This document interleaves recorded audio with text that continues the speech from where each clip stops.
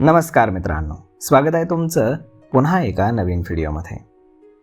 मित्रांनो, आयुष्याच्या एखाद्या तरी वळणावरती आपण अचानक स्वतःला अशा चौकामध्ये उभं पाहतो जिथे आजूबाजूला गर्दी तर असते, परंतु ओळखीचं कोणीच नसतं.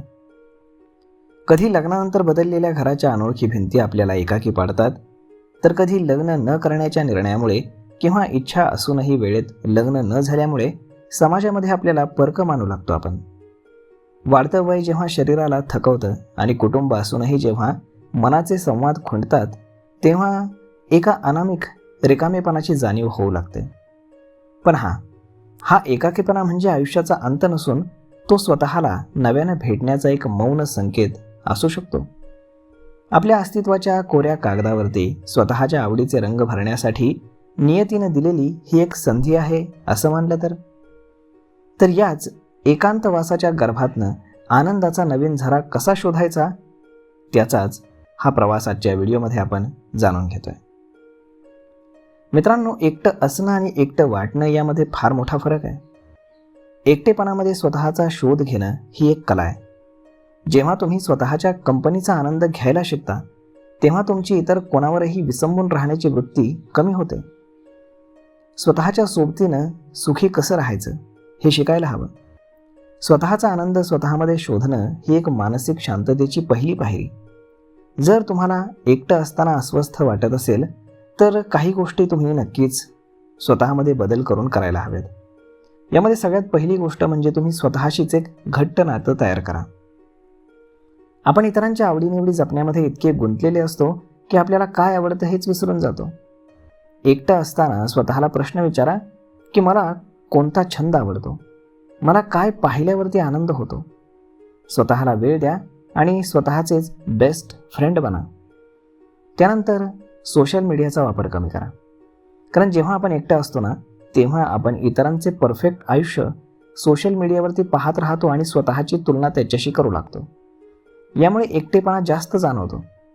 डिजिटल डिटॉक्स करा आणि आभासी जगापेक्षा खऱ्या जगातील अनुभवांवरती जास्त लक्ष द्या. त्यानंतर तुम्ही नवीन कौशल्य किंवा छंद जोपासा. कारण रिकामं मन हे नेहमीच नकारात्मक विचारांचं घर असतं. स्वतःला व्यस्त ठेवण्यासाठी एखादं नवीन कौशल्य शिका, जसं की चित्रकला, संगीत, एखादी नवीन भाषा किंवा स्वयंपाक. जेव्हा तुम्ही काहीतरी निर्माण करता, तेव्हा मिळणारा आनंद तुम्हाला एकटेपणा कधीच जाणवू देत नाही. त्यानंतर तुम्ही सोलो डेटवरती जा. म्हणजेच काय, तर चित्रपट किंवा हॉटेलमध्ये जाण्यासाठी नेहमीच तुम्ही कोणाची तरी वाट पाहत राहता, परंतु ते आता थांबवा. स्वतःला स्वतःच्या आवडीच्या जागी तुम्ही स्वतःच घेऊन जा.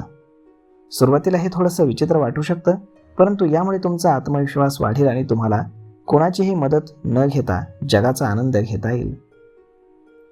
त्यानंतर तुम्ही निसर्गाच्या सानिध्यामध्ये वेळ घालवा. कारण निसर्ग हा सर्वोत्तम सोबती आहे. उद्यानामध्ये फेरफटका मारणं, ट्रेकिंगला जाणं किंवा फक्त खिडकीतून बाहेर पाहत राहणं, यामुळे तुमच्या मेंदूमध्ये सकारात्मक बदल होतात. निसर्गातील शांतता तुम्हाला तुमच्या अंतर्मनाशी जोडू पाहते.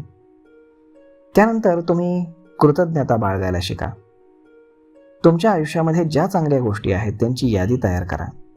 जेव्हा आपण आपल्याकडे काय आहे यावरती लक्ष केंद्रित करतो ना, तेव्हा काय नाही याचं दुःख आपोआप कमी होतं. एकटं असणं ही खरं तर संधी आहे, स्वतःला सुधारण्याची आणि शांतता मिळवण्याची. त्यामुळे हे लक्षात ठेवा, एकटं असणं ही तुमची कमकुवत बाजू नसून ती तुमची शक्ती आहे.